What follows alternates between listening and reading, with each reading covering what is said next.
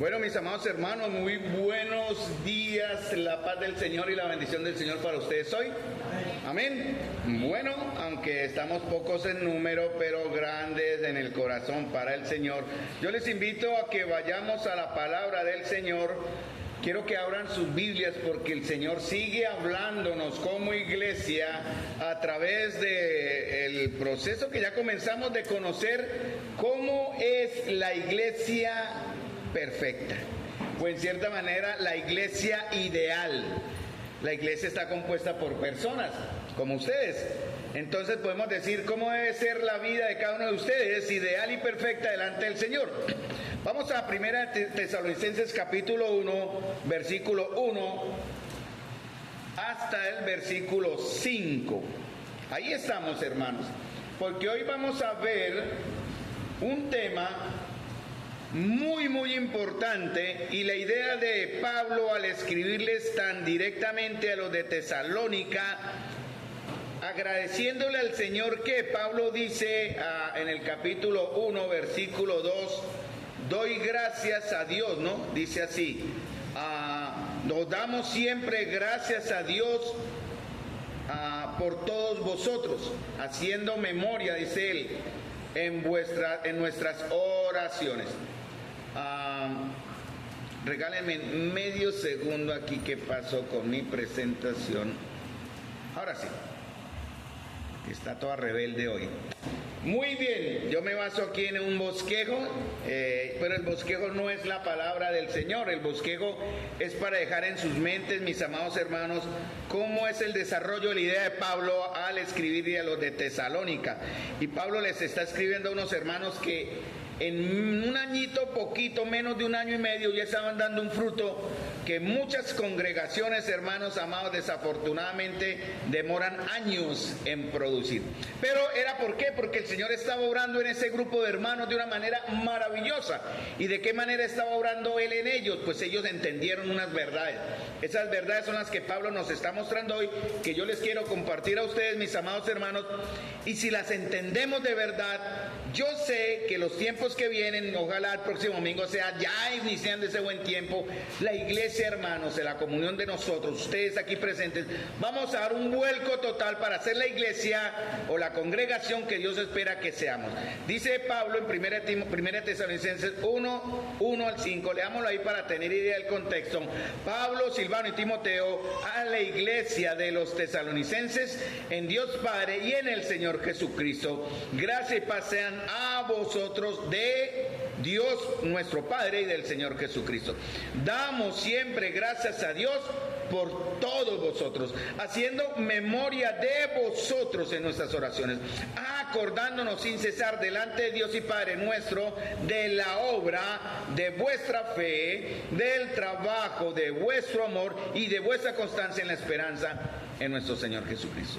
Porque, dice Pablo, conozco, hermanos amados de Dios, vuestra elección, pues nuestro evangelio no llegó a vosotros en palabras solamente, sino también en poder, en el Espíritu Santo, en plena certidumbre, como bien sabéis, cuáles fuimos entre vosotros por amor de vosotros.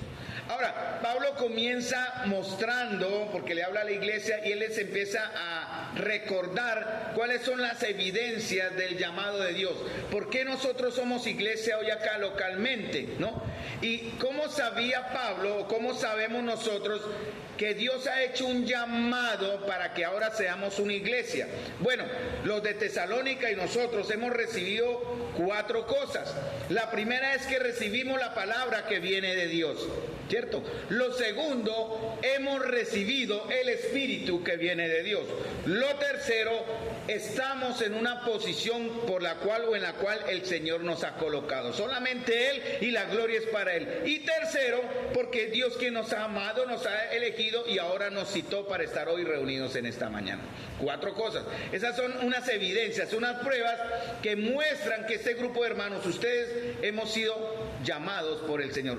Estamos en un proceso o estamos mostrando y dando testimonio de que entendemos que hemos sido llamados por Dios. ¿De qué manera? Porque la palabra de Dios llegó a nosotros, porque el Espíritu de Dios ha producido en nosotros, está produciendo en nosotros cosas maravillosas que ya veremos más adelante, que estamos ahora en una posición, un lugar donde Dios nos ha puesto, solamente Él, y también porque Dios nos invitó, Él formó la iglesia. La palabra iglesia, eclesia, llamar, significa grupo o llamada a la reunión de los que Él llamó a poner por aparte, a apartarse del mundo y obviamente ser para Él. Muy bien, entonces, esas son las evidencias del llamamiento de Dios. Pero también hay unas pruebas. Hermanos, y esto es para usted, atento a mí, pongan atención a la palabra del Señor, porque hay unas pruebas que muestran que Dios está orando. ¿Y cómo sabemos que Dios está orando? ¿Porque cantamos bonito? No. ¿Porque crecemos en número? No. Esas no son las razones o no son las evidencias que Él quiere mostrar acá. Son buenas evidencias, pero no son las que Él muestra acá. La primera, y ya vimos en los domingos anteriores, es que ha habido en la vida de todos nosotros, espero que en todos, cuando digo todos es todos, y no en algunos, una conversión milagrosa y genuina por medio de la obra de Dios el Padre y el Señor Jesucristo. En el verso 5, en el verso 9 y en el verso 10 lo dice, para que ustedes me sigan ahí en la Biblia. Pues nuestro evangelio no llegó a vosotros o a nosotros en palabras solamente, sino en poder, en el Espíritu Santo y en plena certidumbre. Tres cosas que nos dan seguridad: en poder, en el Espíritu Santo y en plena certidumbre. Porque ellos mismos cuentan de nosotros la manera en que nos recibisteis y cómo os convertisteis de los ídolos a Dios. O sea, tiene que haber un efecto, una conversión, un cambio, metanoia, se llama arrepentimiento, cambio de mente. ¿Qué pasó ahí? Ellos se convirtieron de los ídolos. ¿Nosotros de qué nos hemos convertido? Bueno, de nuestras malas obras. Pero hay una razón, nos convertimos a Dios. Y hay un propósito para, dicen Tesalonicenses 1:5, para servir, 1:9 al 10 también, para servir al Dios vivo y verdadero. Y también esperar, mire, hoy cantamos himnos que hablan de la esperanza, y esperar de los cielos a su Hijo, el cual resucitó de los muertos, a Jesús que nos libra de la vida, de la ira venida. Entonces, ¿qué evidencias mostraba la iglesia de los tesalonicenses? ¿Qué pruebas? ¿Qué debemos mostrar nosotros de la obra de Dios en medio de ellos? Un carácter genuino también. No solamente que recibimos o vemos la obra de Dios por medio de su Espíritu y su palabra, sino también hay un carácter. Se está formando un carácter santo, el carácter del cristiano. La gran pregunta, mis amados hermanos, es si ustedes o yo siempre me hago la pregunta, primero yo estoy mostrando ese carácter. Pablo dice en el verso 2 y 3, y aquí era donde quedamos el domingo anterior, más o menos: damos siempre gracias a Dios por todos vosotros, haciendo memoria de vosotros en nuestras oraciones y acordándonos sin cesar delante de Dios y Padre nuestro de tres cosas. ¿Se acuerdan? De la obra de vuestra fe, del trabajo de vuestro amor y de la constancia en la esperanza en nuestro Señor Jesucristo. Tres cosas deben mostrarse para probar o para a nosotros mismos probarnos de que verdaderamente tenemos un carácter que está de acuerdo al carácter de Dios, que se está formando en nosotros. Tres cosas: la obra de nuestra fe o de vuestra fe. La verdadera fe y la correcta fe se produce obra. Santiago lo menciona, no es al contrario. La fe verdadera se manifiesta por lo que hacemos. La fe nos lleva a actuar obrando, ¿cierto? ¿De qué manera estamos mostrando que tenemos la fe verdadera? Bueno, vamos a demostrar así que tenemos una fe salvadora, vamos a mostrar así que tenemos una fe que obra a través nuestro, se llama el buen testimonio. Lo que los demás nos ven hacer, ese es el buen testimonio, obra de fe también. Y porque tenemos la certeza, y espero que ustedes la tengan como yo la tengo, en la fe que está en la doctrina que practicamos. ¿Cómo sabe usted que está en la iglesia correcta? Bueno, espero que sepa que está no en la iglesia correcta, sino con la doctrina correcta.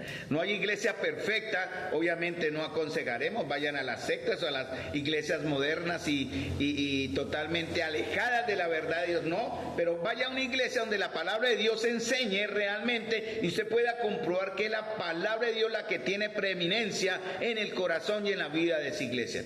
Por eso nosotros aquí somos guardianes guardamos mucho ese aspecto, la unidad de la fe, la unidad de la doctrina y la persona de nuestro Señor Jesucristo. Obra de fe. ¿Cómo está usted mostrando su fe, hermano?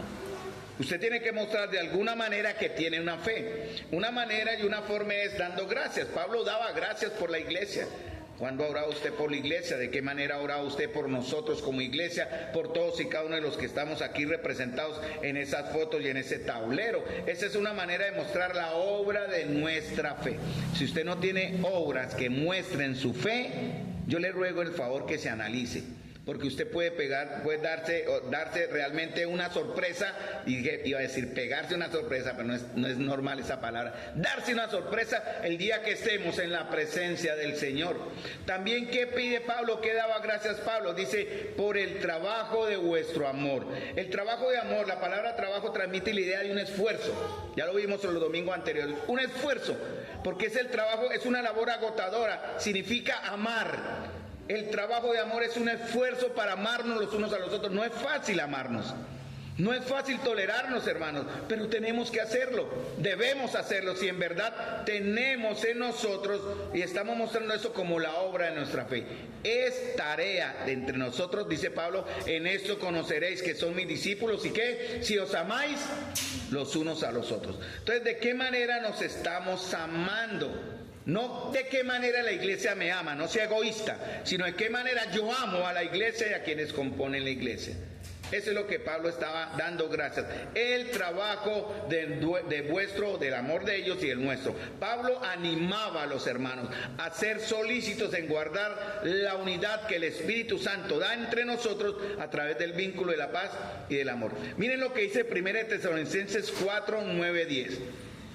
Para que me sigan, me vayan siguiendo. Dice, pero en cuanto al amor fraternal, no tienen necesidad que nadie les escriba, porque da la razón del por qué habla Pablo del amor fraternal, del amor entre hermanos. Fíjense ustedes, dice, porque ustedes mismos han sido enseñados, ¿por quién? Por Dios mismo, no por el pastor, no por el líder, no por el maestro, no por nadie de factura humana, sino por Dios mismo. ¿A qué? Amarnos unos a otros. Porque en verdad, esa es otra razón, el por qué da la razón, porque en verdad lo practican con todos los hermanos. No amamos a quien más nos hace bien, ¿cierto? No amamos al que mejor nos cae. No debemos amar al que yo quiero amar, sino dice aquí, amarnos ¿qué? Con todos los hermanos. Y como dice aquí en el ejemplo de los de Macedonia, que al año, 2 años larguitos ya estaban ofrendando para las necesidades de otros hermanos en Macedonia. Eran pobres y ellos le rogaron a Pablo, déjenos ofrendar. No, pero es que ustedes no, pero nosotros queremos ofrendar. Y dieron más allá de sus fuerzas. Los hermanos de Tesalónica, hermanos, buen ejemplo para nosotros. Y les instamos, hermanos, a que abunden en ellos más y más. Por eso las ofrendas que aquí se reciben, bueno, no solamente es para el aspecto locativo, que es parte de la responsabilidad, sino para extender, hermanos, el evangelio del Señor. Ese dinero que se recoge, que usted ofrenda al Señor, se usa para extender el evangelio, para las necesidades del pueblo de Dios y para el sostenimiento de aquellos que sirven a la obra del Señor. Que esos principios están en 1 Corintios capítulo 8, capítulo 9 y en Efesios capítulo, y en 1 Timoteo capítulo 3 y 4. Ahí está. Hermanos, una iglesia es lo que sus miembros son. Y ahí quedamos el domingo anterior. Esto es un corto resumen. Una iglesia es lo que sus miembros son. Pero tristemente, y es triste darse uno cuenta, muchos de los hermanos hablan de la iglesia como si no fueran parte de la iglesia. Fácilmente y critican y señalan y juzgan y se olvidan que ustedes son parte también de esta congregación. Se han olvidado que la iglesia somos usted y yo. La iglesia es lo que usted y yo somos, y que la iglesia no es un edificio, la iglesia son personas. Una iglesia es lo que sus miembros son. Entonces, ¿cómo ama usted, mi hermano y hermana? ¿Cómo ama usted? Como el Señor ama poco. ¿Recuerdan esa frase? Ama poco, ama mucho o ama demasiado. ¿Cuál es la buena entre las tres? ¿Amar de qué manera? Demasiado, hermano. Porque Tesalonicenses lo dice, abunden en ello más y más. ¿Quiere usted amar poco? Ame poco, está bien. ¿Quiere usted amar mucho? Bien, mucho mejor, ame así. Pero Pablo dice, amen más allá de sus fuerzas. Y eso es lo que nos debe caracterizar.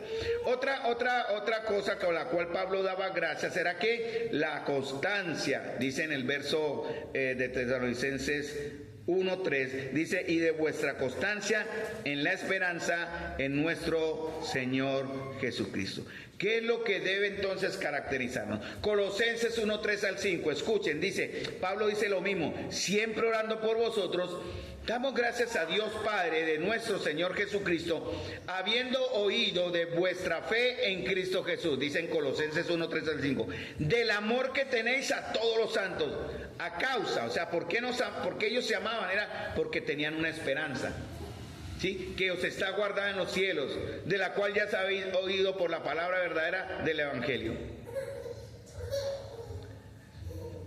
Bonito la última parte del coro. Y por más que tinieblas militen, no nos vamos a dejar separar. Y algún día yo levantaré, yo estaba cantando en primera persona, mi esposa dio cuenta, yo levantaré la bandera de mi victoria delante del Señor, porque yo le daré cuentas al Señor de la manera en que me crecí y me desarrollé en la iglesia local a la cual Él me llamó a ser parte y miembro activo de la comunión. Por eso el Señor espera que estemos despiertos, hermanos, siempre dispuestos a colaborar. ¿De qué manera hacemos que la comunión crezca? Trayendo a aquellos que escuchen el Evangelio, apoyando las reuniones, participando en los diferentes ministerios bajo la guía del Señor. Pablo decía en Romanos 8:18, tengo por cierto que las aflicciones del tiempo presente no son comparables con la gloria venidera que en nosotros ha de manifestarse. Hermanos, sí, sufrimos, está bien, pasamos necesidades, sí, es verdad, algunos más que otros, pero eso no es nada comparable, hermanos. Y Pablo decía, lo tengo por cierto, por eso él pudo coger todas las cosas que para él eran riqueza o ganancia como basura y como pérdida. ¿Qué cosas están en su vida, están en nuestras vidas que las podemos considerar como basura, como pérdida? ¿Por qué? Porque hay algo mejor, hermanos, que nos está esperando, la gloria venidera que en nosotros ha de manifestarse. Tenemos esa esperanza, de verdad, que alimenta y fortalece nuestra fe, dando poder a nuestro amor. La obra del creyente, mis amados hermanos, surgen de la fe, ¿no? Recuerden, la fe es una, pero se manifiesta en varios matices. La fe que salva es una, la fe que obra, que menciona Pablo aquí, y la fe doctrinal, que es la que nos caracteriza. Pero las obras del cristiano surgen de esa fe. El trabajo sacrificial nace del amor, y nuestra perseverancia, viene de la esperanza. Por eso queremos resaltar lo importante que es esperar al Señor. Él vendrá pronto, hermanos, y ya su reloj, su cronos, su kairos, su divino, ya está por dar el cero total donde Él regresará, hermanos, si nos estamos preparando. Hablamos de que la iglesia será lo que sus miembros son también, porque es una responsabilidad dependiente. Esa palabra la vimos también. ¿Quiénes son responsables o quiénes somos responsables de crecer en fe, amor y esperanza? Nosotros, ¿cierto? Nosotros tenemos esa responsabilidad. Pero ¿tenemos la capacidad de hacerlo? ¿De crecer en fe, amor y esperanza? No la tenemos. No la tenemos, por eso necesitamos estar conectados con el Señor, por eso necesitamos mostrar la obediencia, ¿no? Reunirnos como si fuera el último hálito de aire que necesitamos para vivir, porque en la comunión, hermanos, recibimos fuerzas. El estar congregado nos da respiración también. El orar de manera unánime es como un buen cuerpo de Cristo, nos da fortaleza.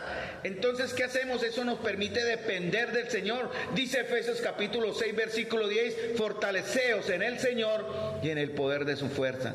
Porque no olviden que tenemos lucha contra carne y sangre. Vístanse pues entonces, y Él da la armadura que menciona del verso 10 en adelante. Hermanos, tenemos que depender del Señor, si no la iglesia no va a crecer. Individualmente lo hacemos, pero necesitamos que todos, unánimes, estemos entonces dependiendo del Señor, que va a obrar en nosotros por el Espíritu, que puede ayudarnos a crecer en fe, amor y esperanza. Yo he tomado los últimos mensajes antes de subir al púlpito, una frase que Carlos Spurgeon tomaba. No sabemos si es cierto o no, pero dicen algunos que él antes de entrar, no la decía públicamente, él la confesó con algunos de sus más cercanos. Y él subió al púlpito diciendo: creo en ti, Espíritu Santo, creo en ti, Espíritu Santo, creo en ti, Espíritu Santo. Carlos Spurgeon fue el mejor, se le llamó el príncipe de los predicadores, porque el Espíritu Santo obraba a través de él también. Yo espero que el Espíritu Santo esté obrando a través de mí, por eso yo llego con mucho temor, esperando no haber nada que me desautorice o me haga perder en verdad esa dirección del Señor para poderles hablar a ustedes con claridad. Pero también les quiero decir, hermanos, que si yo fallo, la palabra de Dios no falla, y seguramente, estoy más que seguro, ella tiene que estar haciendo una obra en ustedes. Por eso queremos ver en cierta manera, o no queremos ver, esperamos ver el efecto de la obra de la palabra de Dios en nosotros. Se tiene que ver. Si no, su fe no es real, su fe no es la correcta, su fe es una fe que no es la que la palabra de Dios enseña. Es así, hermanos, está en la Escritura. Ahora Pablo da otra verdad. Verso 4. ¿Me siguen? Dice: porque conocemos, hermanos amados de Dios, vuestra elección. Pablo no ha terminado ahí sigue, ¿no? Ahora va a revelar dos verdades que son mucho más profundas, que tienen un origen mucho antes de nuestra conversión. Pablo va a hablar de dos cosas que son muy importantes en la vida del creyente. Hermanos, y si lo entendemos, ¿y cómo sabemos que los de Tesalónica lo entendieron? Por lo que ellos hicieron, ellos estaban haciendo. Porque Pablo está escribiendo una carta un año después, año y medio después de que la iglesia fue creada por él, fue fundada por él, por la gracia de Dios. Pero Pablo da gracias y les escribe la carta para animarles, porque ellos ya estaban dando un fruto. Y esto que Pablo les está escribiendo es porque él ya estaba dando por hecho, ya veía por hecho lo que estaba recibiendo como testimonio de la vida de esa iglesia. Por eso esperamos, ojalá, que nuestra fe sea oída por otros, que el testimonio como iglesia nuestro sea conocido por otros. Y miren lo que dice Pablo, y vamos a ver dos palabras muy importantes en la doctrina cristiana. Y no quiero que me malinterpreten, usted podrá creer lo que quiera, pero yo les voy a dar el concepto bíblico respecto a esto. Porque vamos a entender el propósito eterno de Dios para la iglesia. Si lo entendemos, y esa es mi oración: Señor, abre el corazón de la iglesia, como a Lidia en Filipos. Señor, abre el corazón para que esos hermanos de verdad seamos transformados, y estos hermanos y hermanas de mi comunión, Señor, en verdad entiendan esta verdad, y nada, hermanos, nos pueda detener para ser la iglesia que el Señor quiere que seamos. Como iglesia, recuerden, una iglesia es lo que sus miembros son. Ahora, como Pablo dice, Pablo habla con una seguridad. Mire el verso 4, ahí el mensaje de hoy es el verso 4. Lo demás es un recorder y introducción, pero es así, toca así, porque tenemos la tendencia humana a olvidar. Porque conocemos. ¿Quiénes son los que conocían? Pablo no conozco, él no dice conozco, dice conocemos. ¿Quiénes conocían estas dos palabras que Pablo menciona a continuación de esa frase? Hermanos amados de Dios, vuestra elección. Dos cosas: que hemos sido amados de Dios y que hemos sido elegidos por Dios. ¿Cómo creen que Pablo conocía? Pues que lo estaba viendo, porque estaba generando un efecto en ellos, y porque obviamente Pablo, inspirado por el Espíritu Santo, habla por medio de él. Es como si Dios por el Espíritu dijera: conozco, hermanos amados, dice el Señor, hablándonos a través de Pablo, amados de Dios, vuestra elección. Pablo, miren lo que dice en el verso 4 y 5, va a dar el origen, ¿verdad? Va a hablar del origen, o la razón del origen, y de la acción que obró en los tesalonicenses. Porque ellos estaban dando fruto. Y Pablo dice la gran verdad, porque ellos entendieron como iglesia estas dos verdades, que eran amados de Dios y elegidos de Dios. Espero, hermanos, que ustedes entiendan lo mismo. A mí me está llenando de temor entender estas cosas. Yo no quiero decir que las entendí al 100%, pero al irlas entendiendo más y más, me lleno de gratitud delante del Señor, para decirle: Señor, gracias, yo no merecía ser amado y sin embargo me has amado. Yo no merecía ser escogido, puesto aquí, llevado allí, pero sin embargo lo hiciste. Quiero entender por qué lo hiciste. Y al entenderlo como una acción, no porque Él necesite, pero sí como mi acción de gratitud hacia Él, y como un efecto de que Él en verdad sí me amó y sí me escogió, le sirvo. Por eso estoy orando, hermanos, para que ustedes entiendan claramente cómo Dios, porque Él quiso, porque Él lo quiso hacer, nadie lo obligó, y conociendo de antemano lo que iba a venir, hizo algo. Vamos a Efesios capítulo 1, versículos 4 y 5, que vimos ayer también. Lo voy a leer en la versión Nueva Traducción Viviente. Miren lo que hizo Dios. Si alguno de ustedes me puede probar que usted fue una razón, y me explico, que usted motivó a Dios para hacer lo que hizo, yo cambio mi fe. Si usted me puede probar que Dios fue obligado porque envió en mí algo que lo motivara, yo cambio mi fe ahora, en verdad. Y miren lo que dice Efesios. Voy a abrir Efesios en la Reina Valera, pero quiero que me guíen o que me sigan, perdón, en la Nueva Traducción Viviente, que da unas frases más interesantes. Dice, incluso antes de haber hecho el mundo, dice la Nueva Traducción Viviente, Dios nos amó y nos eligió. Esa fue su decisión. En la Reina Valera dice, según nos escogió en Él antes de la fundación del mundo. ¿Quién estaba por encima del Señor para decirle, escójalos a ellos, escójalos allá, escójalos aquí, escoja a esas personas? ¿Quién estaba por encima de Dios? Nadie. Él de su soberana voluntad, antes de haber hecho el mundo, dice la Nueva Traducción Viviente, Dios nos amó y nos eligió en Cristo. ¿Para qué? Y da una razón. Para que seamos, o sea, eso es su propósito. Él nos creó, Él decidió amarnos para cumplir en nosotros un plan ya determinado. ¿Y cuál es el plan? Dice, para que fuésemos santos e intachables a sus ojos. En la Reina Valera dice, para que fuésemos santos y sin mancha delante de Él.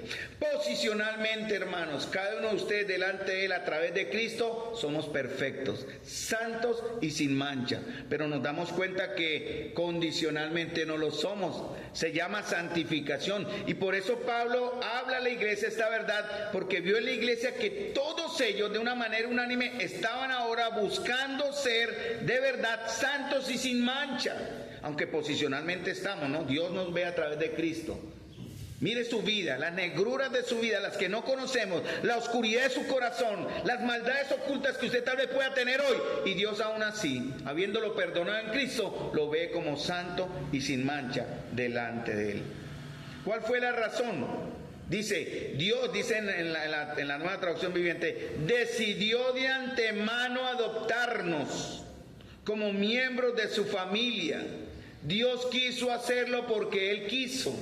Dios deseó hacerlo porque Él es Dios y está por encima. Y como decimos vulgarmente, y perdóneme la expresión para darla más real, porque le dio la gana, hermanos, de amarnos. Y dice en la Reina Valera, en amor habiéndonos predestinados para, o sea, nos preparó para qué, porque en verdad nos ha amado de antemano para que seamos adoptados hijos suyos por medio de Jesucristo. En la Nueva Traducción Viviente dice acercarnos a sí mismo por medio de Jesucristo. Y eso es precisamente lo que Él quería hacer y le dio gusto hacerlo. Ahora, hermanos, ¿en qué momento? Esa pregunta la hacíamos ayer en la vigilia. ¿En qué momento de la eternidad comenzó a amarnos? Y la respuesta que llegamos a entender es que no hay momento en la eternidad, no lo sabemos, no hay un cronos. En el año tal de la eternidad Dios me amó. No lo sabemos, pero sabemos lo que Él dice es que antes de la fundación del mundo. Lo importante es que no lo sabemos, pero solo sabemos que fue antes de la fundación del mundo. Pero ahora sabemos, hermanos, que somos amados por Dios. No sabemos en qué momento empezamos a ser amados, pero lo que sí sabemos hoy es que ahora somos amados por Dios. Entienda esto, hermano, entienda esto, iglesia. Y los de Tesalónica lo entendieron y por eso se accionaron como una verdadera iglesia. Recuerden cómo Dios hizo llegar el Evangelio a Tesalónica, cómo hizo llegar el Evangelio a nosotros y a sus vidas. Cómo le impidió a Pablo tomar decisiones, ¿verdad? Pero lo usó como instrumento junto con el poderoso evangelio de Dios en Filipo y en Tesalónica. Cómo apartó y juntó cierto número de personas, dice en Hechos capítulo 17, y lo sumó a un cuerpo místico llamado iglesia. La asamblea que ahora y se llama la iglesia de Dios y del Señor Jesucristo en Tesalónica. Porque así comienza Pablo: a la iglesia de los tesalonicenses en Dios Padre y en el Señor Jesucristo. A la iglesia de Santa María en Dios Padre y en el Señor Jesucristo. Y cómo Dios obró en la vida espiritual de ellos. Miren, yo les amo, hermano. Créanme que sí, pero yo no puedo disponer el destino final de sus almas. Yo no puedo, yo quisiera, pero no puedo. Esa es decisión de cada uno de ustedes. ¿Dónde va a pasar la eternidad? ¿Con Cristo o sin Cristo? Pablo le agradecía que los hermanos y nosotros fueron amados. Eso fue en el pasado de Dios, pero Dios no solamente amó, Dios hizo algo más. Dios eligió. Ahora, hermanos, si nosotros hemos venido al Señor en arrepentimiento y fe, si nosotros manifestamos esos rasgos de madurez espiritual que Pablo está hablando aquí, la obra de vuestra fe, el trabajo de vuestro amor, vuestra constancia en la esperanza, ¿cierto? Es porque estamos así demostrando que Dios nos amó y Dios nos eligió. Si vemos eso en la iglesia, quiere decir que ustedes conscientemente ya lo saben, que Dios me amó, Dios me eligió y por tanto yo voy a mostrar obra de fe, trabajo de amor y constancia en la esperanza. Y vamos a ver una iglesia fiel, numerosa, pues valga la bendición si el Señor así lo quiere, numerosa también, pero también santa y madura. ¿Quién obligó a Dios a amarnos? Ay, hermanos. Dice en 1 de Juan, ¿no? En esto consiste el amor. ¿Se acuerdan? ¿Conocen el texto? No en que nosotros hayamos amado a Dios, porque es imposible, sino en que Él nos amó primero. Ahora mire su vida, hermano. Yo tuve que mirar mi vida y dije, pero Señor, y lo digo cuando lo hice con mucha vergüenza. ¿Y usted qué encontró en mí para amarme, Señor? ¿Qué había en mí? Nada. Sin embargo, Él me amó. Y al amarme, dice, envió a su Hijo en propiciación por nuestros pecados, para que todo aquel que en Él crea no se pierda, sino tenga vida eterna. Vamos a hablar de un tema, mira, ahora lo que se llama la siguiente parte del verso 4. Conocemos, hermanos amados de Dios, vuestra elección. Elección, ¿saben lo que significa la palabra elección? La elección soberana de Dios. Eso ha levantado controversias en la iglesia, pero yo les voy a dar el contexto bíblico y ustedes pueden escoger decidir lo que quieran, en verdad. Este tema debe considerarse, escuchen bien, cuando hablamos de la elección de Dios, viéndolo como en un panorama de lo que significa la totalidad del carácter de Dios y sus atributos. Para entender la elección hay que entender la totalidad del carácter de Dios. ¿Cuáles son los caracteres el carácter y atributos de Dios? Díganme en algunos rápidamente. ¿Dios es qué? Dios es justo. Si Dios es justo y es amor, ¿puede su justicia pasar por encima de su amor? No. ¿Puede su amor pasar por encima de su justicia? Tampoco. ¿Qué otra cosa es Dios? Soberano. ¿Puede su justicia ganarle a su soberanía y obligarlo a que no haga ciertas cosas que Él como Dios tiene derecho a hacer por causa de su justicia? No. ¿O puede su amor llevarle a que no Él haga ciertas cosas por causa de ese amor que dice tener, para pasar por encima y dejar de hacer ciertas cosas que Él tiene en su soberanía ya determinadas? Tampoco, hermanos. Todo tenemos que verlo en la totalidad del carácter de Dios. Si existe la más mínima contradicción, escuchen, cuando alguien los confronte con este tema, ustedes pueden decirle esta verdad. No existe o no debe existir la más mínima contradicción en cómo interpretamos y entendemos estos aspectos del carácter divino. Si existe contradicción, hermanos, es porque hemos olvidado que el Señor no se contradice. Él jamás va a dejar de ser Dios para ser Dios. Jamás rendirá, doblegará otros aspectos de su carácter para mostrar que sigue siendo Dios santo, soberano, justo y poderoso. Creo que me he explicado bien, ¿no? Esa es la clave, verlo en la totalidad. No puede haber contradicción, si no encaja, algo está fallando en su interpretación de la elección de Dios. Entonces Pablo le estaba escribiendo a una iglesia, a un grupo de hermanos, que en menos de un año ya está tocando un tema profundo. Algunos no tocan el tema de la elección porque dicen, eso teológicamente es muy delicado, no lo hable. Pero miren, hermanos, porque ¿saben por qué no se habla? Por la ignorancia en enseñar la palabra. Porque muchos no quieren aceptar lo que Dios está diciendo. Y me explico. Pablo le escribe a una iglesia que tenía menos de un año y toca un tema profundo e importante, hermanos, en la fe de los creyentes, aún jóvenes y inmaduros. Independientemente del tiempo, hermanos, que tengamos en la fe, la doctrina de la elección, entender que hemos sido elegidos por Dios, tiene que impactar nuestro carácter, hermanos, sí o sí, tiene que impactar nuestra gratitud, tiene que cambiar nuestra oración, tiene que motivar nuestro evangelismo, tiene que afirmar nuestra confianza en el Señor. Va a impactar también las bases de nuestro crecimiento como iglesia y como cuerpo. Si entendemos bien el tema de la elección, los de Tesalónica lo entendieron en menos de un año. Nosotros llevamos años y hay iglesias y grupos que se pelean por este tema. Nosotros no estamos llamados a contender, sino a entender la verdad de Dios. Ahora yo les pregunto, otra vez rápidamente porque hay preguntas, ¿qué méritos tenemos o podemos mostrar para ser elegidos de Dios? Ninguno, amén. ¿Estamos de acuerdo? No hay ningún mérito. Nadie puede presentarse delante de Dios en sus propias justicias. Dios dice en Isaías capítulo 65, creo que es que dice, no, vuestras justicias son como trapos de inmundicia. ¿Saben cuáles eran los trapos de inmundicia?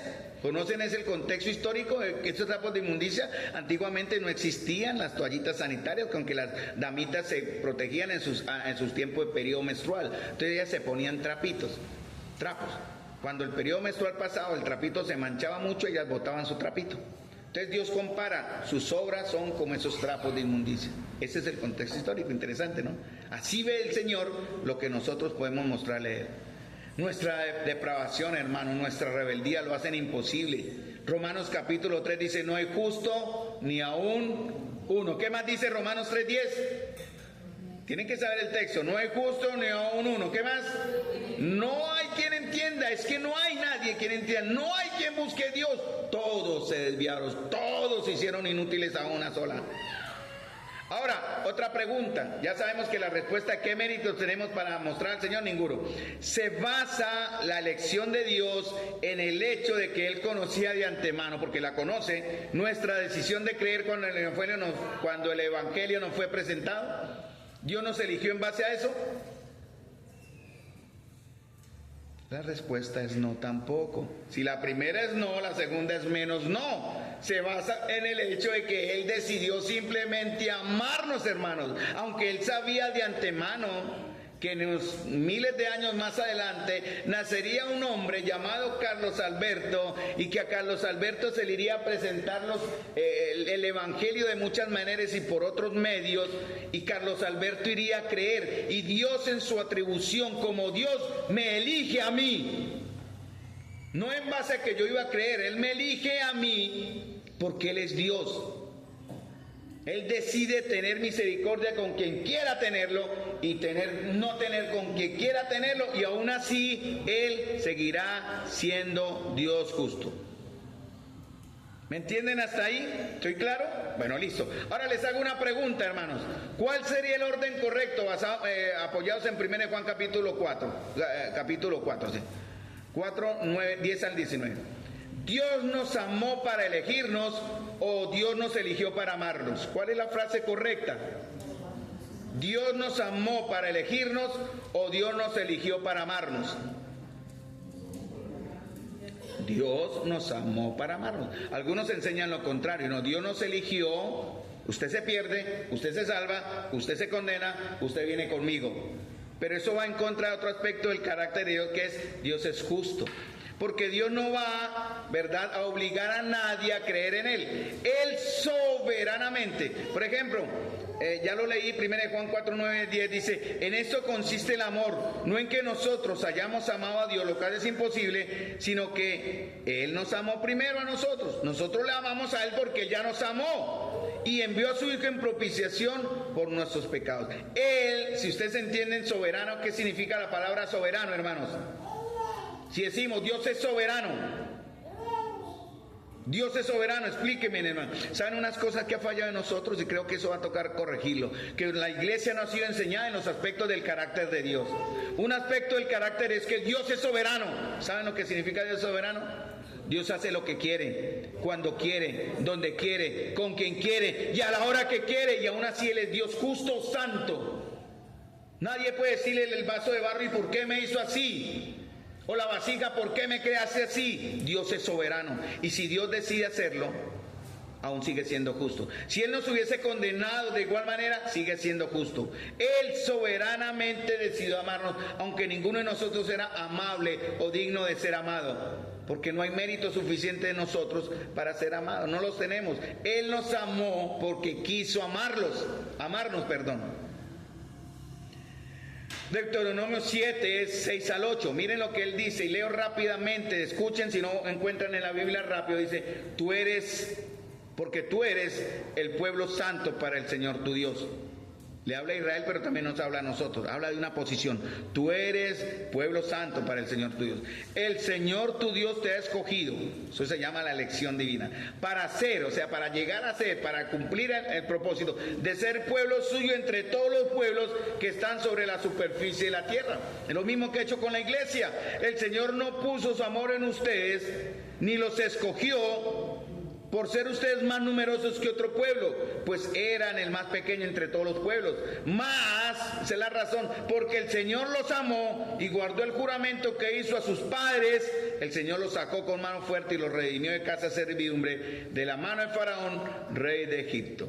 He leído en Deuteronomio 7, 6, 8 en la Nueva Biblia Latinoamericana. Pero hoy habla de todos los factores que estamos viendo del por qué el Señor ha escogido a esta iglesia, hermanos. ¿Por qué el Señor eligió a Tesalónica? La razón por la que Dios nos amó y escogió no fue porque nosotros mereciéramos ser amados, ¿no? Pobrecitos. Pobre de nosotros. Queremos, Señor, que nos amen. No, no merecemos sino el juicio de Dios. Es porque Él decide amarnos. Hermanos, y porque nos amó, nos escogió y preparó los medios para nuestra redención. Vimos en Efesios 1, 3 al 5, ayer también, y lo acabamos de ver también, la fuente de nuestra salvación, los destinatarios de nuestra salvación, los alcances de nuestra salvación, el comienzo de nuestra salvación, el acto soberano de Dios en nuestra salvación, el motivo de su elección y el propósito de su elección, en Efesios 1, 3 al 5, para que fuésemos santos y sin mancha. Ahora, ¿cómo llegamos a creer, hermanos? Es la otra pregunta. ¿Por qué llegamos a creer? Bueno, llegamos a creer porque anticipadamente Dios nos amó, conociendo Él en su absoluta presencia, anticipado conocimiento. Mire, Salmo 139 dice, y ojo con esto, hermanos, Él conoce el pensamiento nuestro antes de que salga nuestra boca. Y Él conoce que en el contexto apropiado, con las condiciones apropiadas, con la palabra apropiada, con el espíritu apropiado y con el testigo apropiado, a ustedes escucharían el Evangelio. Nadie de los que aquí está salvo, acá, llegó a la salvación porque vio el carisma del hombre, porque vio la iglesia bonita o porque viene un gran número y anima. No, hermanos, llegamos a la salvación del Señor porque se nos predicó el Evangelio. La iglesia está llamada a hablar del Evangelio. Dios decide amarnos conociendo de antemano nuestra decisión. Y Él es justo. En años Carlos creerá. Lo amo por eso. Nadie será obligado a creer, hermanos. Nadie está forzado a creer. Pero Dios no está obligado, escuchen. No está obligando, a nadie a creer. Pero sí obliga en su justicia a condenarnos. Por eso Juan 3:16 dice, para que todo aquel que en Él crea, o sea, Dios no obliga a nadie a creer. Si usted se condena es porque no creyó, y si nos salvamos es porque creímos. Pero Él sí se obliga en su justicia a condenar a todos. La paga del pecado es la muerte. Ahora, si Dios no hubiese decidido salvar a nadie, para nadie la oportunidad, vamos a ser parejos, dice el Señor, para nadie, igual seguiría siendo justo, bueno, santo. Pero Él decide hacerlo y le costó, ¿saben? ¿Qué le costó al Padre? Los que somos padres, no sé, creo que aquí nadie ha perdido un hijo. Nadie, ¿no? ¿Cierto? Creo que me equivoco. No, nadie de los padres acá hemos perdido hijos, ¿no? Yo no quiero pasar por esa experiencia, me da terror pasar por esa experiencia. ¿Qué puedo yo sentir como padre perder un hijo? ¿Qué puedo sentir como ver al que le di la vida morir en cualquier circunstancia? No me entra en mi mente. Espero reaccionar correctamente si eso llegara a suceder, ¿no? Y no dudar del Señor. Pero humanamente el dolor que me embarga, no más de pensarlo, me corta aquí el aire, hermanos. De pensar en la posible muerte de uno de mis hijos, de buena o mala muerte, pero pensar que muere. Y peor si muere sin Cristo. Hablo de Andrés. ¿Qué creen ustedes que pensó el Señor cuando murió su hijo? El justo, el santo. Y aún así descargar sobre él una ira que él no merecía, la merecíamos nosotros, hermanos. Nadie puede acusar a Dios de hacer aspersión de personas. Él no tiene favoritismo con nadie, hermanos. Todos seremos justamente condenados por nuestros pecados. Y porque el Evangelio está disponible para todo aquel que quiera. Por eso tenemos que hablar el Evangelio, mostrar el Evangelio, enseñar el Evangelio, predicar el Evangelio, ser una iglesia que evangeliza. Apocalipsis 22:7 dice, el Espíritu y la esposa dicen, el que oye y diga ven, y el que tiene sed que venga, y el que quiera tome del agua de la vida. Usted se condenará porque quiere, no porque Dios le esté motivando a no creer o le esté obligando a creer, nada de eso. Él nos da la oportunidad, pero como Él sabe la decisión que tomaremos, Él de antemano. Miren lo que dice 1 de Pedro 1:2.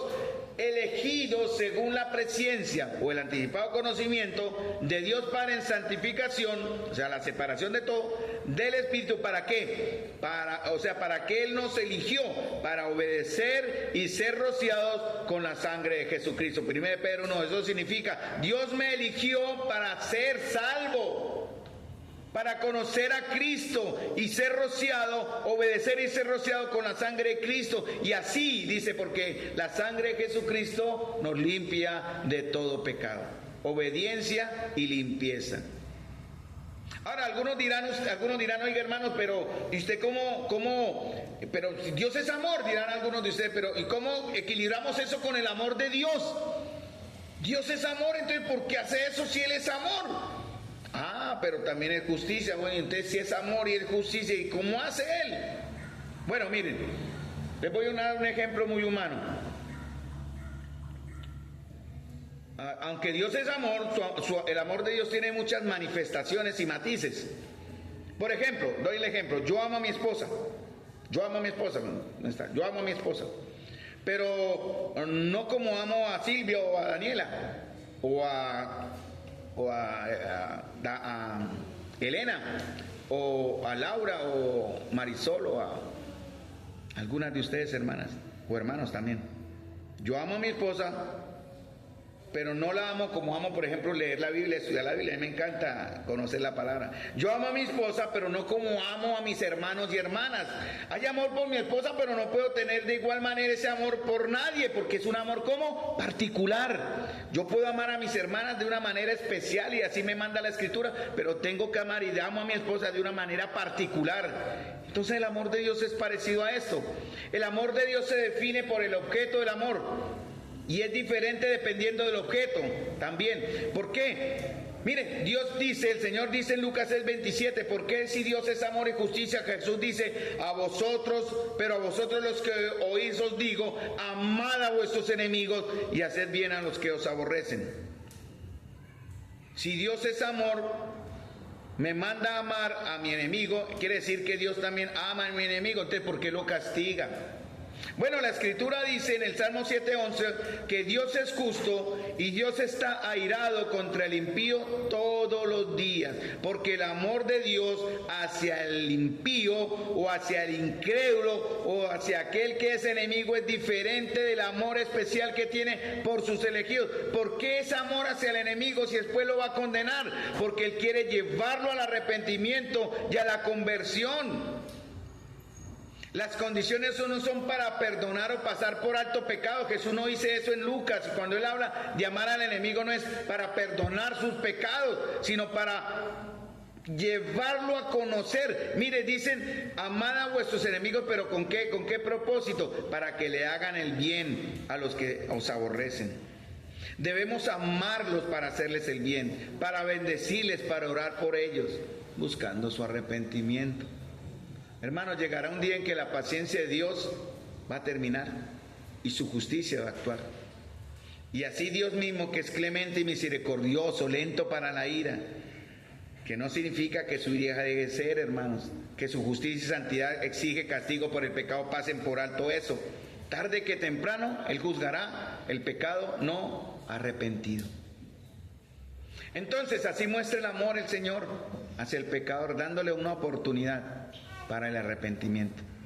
Él está amando de manera especial y particular a quienes ahora nos llamamos amados de Dios. Amados hermanos, porque Dios amó. Sabía de antemano a quién iría a amar y por qué nos amaría. Eso somos nosotros, hermanos. Amados porque Dios decidió amarnos. Porque Él sabía de antemano a quienes particularmente iría a amar. ¿Y por qué nos amaría? ¿Por qué creen que Dios nos amó de antemano, hermanos? ¿Cuál creen que sea la razón del por qué Dios nos amó de antemano, sabiendo lo perversos que somos? Juan 17 lo dice, pero antes de que ustedes me den la respuesta. ¿Por qué creen que Dios nos amó a pesar de que no había nada bueno en nosotros? Juan 17, léanse todo Juan 17, el Señor dice en su oración, somos aquellos que llegaríamos a creer en Él por la palabra de otros, porque somos los que creeríamos y aceptaríamos ese sacrificio cruento de su Señor. Miren la medida del amor de Dios, por eso Dios me decidió amar. Juan 17, 23, yo en ellos, tú en mí, para que sean perfectos en unidad. Eso le dice a la iglesia, Juan 17, 23, para que el mundo conozca que tú me enviaste y que los has amado a ellos. ¿Pero cómo? Como Dios ama al Hijo. Por eso Dios me ama a mí, porque me ama tal como ama al Hijo. Y Dios ama a todo el mundo mostrando paciencia por igual para que se arrepientan, para mostrar su elección por unos y su condenación por otros en su justicia, de aquellos que no se han arrepentido. Y gracias a la gracia de Dios nos ha permitido escoger. Algunos enseñan mal, ¿no? Yo digo que enseñan mal, no, es que Dios escogió para condenar y Dios escogió para salvar. Eso no es una verdad completa. Tiene un matiz bíblico, pero no es la verdad. Dios escogió para salvar, pero ¿en base a qué? A su anticipado conocimiento, que sabía que esa persona que Él va a condenar ya, y si lo hace es justo. ¿Por qué? Porque Él sabe que esa persona le diría la verdad al Evangelio, no quiero. Y así como ha decidido salvarnos a nosotros de antemano, sabiendo la decisión que tomaríamos. Por eso en el día del juicio nadie va a poder decir, yo no sabía, Señor, a mí nadie me advirtió. No sabía. Muestren los libros. Y en los libros fueron abiertos. Y en los libros están escritas las obras buenas y malas. Y el que no esté escrito en el libro de la vida será lanzado al lago que arde con fuego de azufre. ¿Sí entienden, hermanos, esa verdad? Entonces Pablo estaba entendiendo que esto de ser amados de Dios, hermanos, y ser elegidos de Dios a causa de nuestras decisiones ya conocidas de antemano, anticipadamente por Dios, y así mostraría que Él es justo y no hace acepción de personas, es un privilegio que no todo el mundo tiene, hermanos. Si su soberanía fuera así, lo cual yo no creo, que Él escogió a usted, Héctor se pierde, Daniela se salva, sí, tajante, como algunos enseñan, que Dios eligió a unos para salvación y a otros para perdición, lo cual no creo, porque Él dejaría entonces de ser justo al no permitir la libre elección. Por eso le dijo a Adán y Eva, no, de todos los árboles del huerto podrás comer, pero de este no coman, y les dejó ahí quietos. ¿Qué decidió Adán y Eva? Pecar desobedeciendo la voluntad de Dios. Si la elección y la soberanía del Señor fueran así, que Él escoge a uno y escoge al otro, así, tajantemente como algunos enseñan. Porque algunos dicen, entonces usted es injusto, no me da la ocasión de escoger. Si eso fuera verdad, hermano, les quiero decir que el Señor siempre sería siempre, perdón la redundancia, seguiría siendo siempre justo e infaliblemente justo y eternamente justo. Si Él hubiera decidido hacerlo así. Pero como Dios, el Señor, nos permite la elección, ver realidad la elección en nuestras vidas, hermanos, por medio del Evangelio, hermanos. Recuerden, su carácter no se contradice. Él no deja ser Dios de amor para ser Dios justo, o al contrario. Si Él decidió tener misericordia de alguno, Él es justo. Y si Él decidió no tener misericordia con otros, Él sigue siendo justo.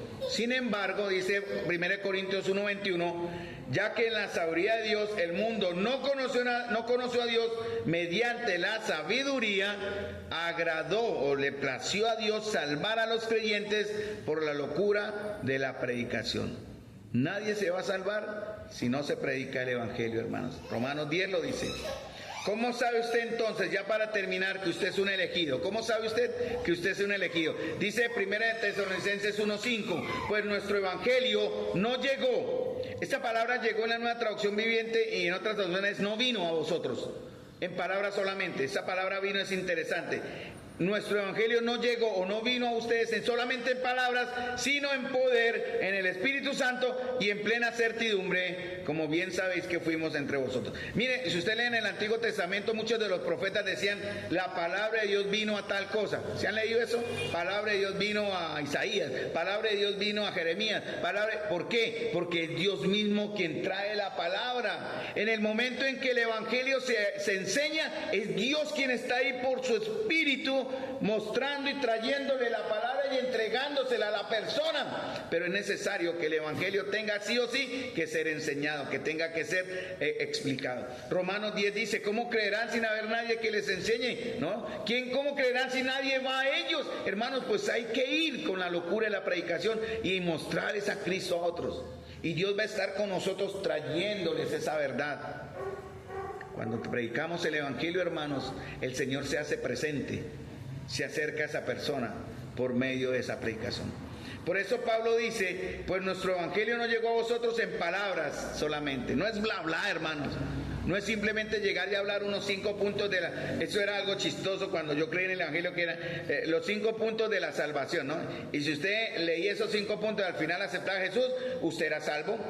Eso es una mentira, hermanos, porque eso no es entender el evangelio, ¿no? Los 5 puntos, los 5 pasos para la salvación. Hermanos, la predicación del evangelio es con palabras, es verdad, declarando por medio de las escrituras que es necesario que Cristo padeciese y resucitase, que Él es el Señor, que dio su vida en nuestro lugar para poder perdonarnos, hermanos. Y sobre esta redención Dios perdona a todo aquel que cree, aquel que reacciona favorablemente al poder de la palabra. ¿Cómo invocarán en aquel en el cual no han creído? ¿Cómo creerán en aquel en que no han oído? ¿Cómo irán sin haber quien les predique? Hermano, por eso es necesario que estemos orando. Cada vez que un siervo de Dios esté aquí, la iglesia, y voy a tratar de hacerlo ahora con anticipación. Hoy he enseñado 1 Tesalonicenses 1:4. El próxima vez que me toque, hermanos, voy a enseñar 1 Tesalonicenses 1:5. ¿Oyó? 1:5 y posiblemente 6. 1:5 y posiblemente. ¿Por qué les digo esto? Para que ustedes estén orando. Para que ustedes estén clamando de anticipado una semana antes, para que esa palabra que va a ser expuesta llegue también a sus propios corazones. Pablo dice que el evangelio llegó a ellos ¿cómo? Dice en poder. Tiene que llegar la palabra. ¿Cómo sé que la palabra, no mis palabras? Yo tengo aquí exactamente 3.753 palabras que según mi conteo tienen que ser dadas en 1 hora y no me alcanzó. Pero son palabras, hermanos. Son mis pensamientos. No es el pensamiento de Dios, hermanos. Por eso la conversión de ustedes tiene que llegar. A Lidia se le habló la palabra y su corazón fue abierto. ¿Quién abrió el corazón de Lidia? Dios mismo. Yo oro, hermanos, porque el Señor abre el corazón de ustedes, hermanos, de todos los que no vinieron, los que por enfermedad no pudieron o por los que no quisieron venir, razones que sean, Dios los juzgará si no fueron las razones correctas. Pero Dios quiere abrirles el corazón, hermanos. Permitan ustedes que el corazón suyo sea abierto por el Señor y su palabra penetre, hermanos, nuestras almas y nos lleven a actuar, a ser verdaderamente, como dice Pablo, mostrar la obra de fe, el trabajo de amor y demostrar así la esperanza, la constancia en nuestra esperanza, hermanos. La manera en que nosotros o ustedes reciban la palabra de Dios y la pongan o la pongamos por obra es una prueba, hermanos. Está aquí en la Escritura, innegable, de que ustedes son elegidos por Dios. Si no hay un efecto, yo le digo, le aconsejo en el amor del Señor, yo les amo mucho. pero tal vez en el cielo nos llevaremos sorpresa. Yo sé que voy a estar allá, yo sé que he sido elegido por Dios, porque yo estoy trabajando y luchando en la obra de fe, en el trabajo de amor y en esa constancia, en la esperanza para dar frutos. Yo, Carlos, pero yo sé que en el cielo me llevaré sorpresas. Cuando estemos allá y miremos y quién faltó. ¿Quién faltó? Y mire que faltó este hermano, y mire que pasó, pero era la hermana más, simplemente porque su corazón no había sido abierto, porque usted no estaba dando los frutos que el Señor espera. Esa es una prueba, ¿no? Si se recibe la palabra y hay un efecto en la fe que se llama la obra de la fe, es una prueba de que usted es un elegido de Dios. Oremos por los que se han alejado de la comunión para que vengan arrepentidos, no para que vengan no para que vengan para recibir el amor y el abrazo del perdón, no solamente eso es bueno, sino para que vengan arrepentidos y muestren así que son elegidos por Dios. Termino con esta frase, mis amados hermanos. 1 Tesalonicenses 2:13. Por lo cual también nosotros sin cesar damos gracias a Dios, o yo, Carlos, doy gracias a Dios, de que cuando ustedes hoy recibieron la palabra de Dios, y Pablo dice ahí, cuando ustedes recibieron la palabra de Dios que oíste de nosotros, o puedo decir yo, que ustedes ahora reciben la palabra de Dios, la recibieron no como palabra de Carlos, dice Pablo ahí, no como palabra de hombre, sino, que dice la última frase, según es en verdad que ¿qué dice? Palabra de Dios que actúa en vosotros los creyentes. Yo ruego a Dios que la palabra actúe ahora en ustedes. Padre Celestial, Señor, gracias te doy por esta oportunidad que me has dado, Señor, de presentar una verdad que me está corroyendo, Señor, al entenderla de una forma más nítida, Señor, a pesar de mis años. Te doy las gracias, Señor, porque, Señor, quisiste amarme y yo no merecía ser amado. Nos has puesto en este lugar, Señor, para ser un pueblo santo y no lo merecíamos, Señor. Perdónanos y perdóname si de muchas maneras yo he despreciado, Señor, he vituperado la sangre de Cristo y sigo viviendo en carne, Señor, y amando lo que te odia. Perdónanos, Señor. Que tu Espíritu ahora y ahora más que antes, ahora más que ayer, genere en nosotros esa transformación de mente, ese arrepentimiento real, Señor. Y que dejemos, Señor, de comer, Señor, las algarrobas de los cerdos del mundo para buscar el maná del cielo que viene a través de tu palabra, de la comunión de los santos, de la oración sincera, del servicio sacrificial, Señor, mostrando así que somos una iglesia de miembros, que sabemos, Señor, que entendemos que hemos sido amados por ti y por tanto elegidos. Te doy las gracias, Señor, y que todo pensamiento, palabra o acción de nosotros a partir de ahora sea pensado, hablado y actuado buscando la gloria del Padre en Cristo. Sé que es tu voluntad y que he orado de acuerdo a tu voluntad. Así que te pido, Señor, bendice a tu pueblo aquí reunido. Te lo pido en el nombre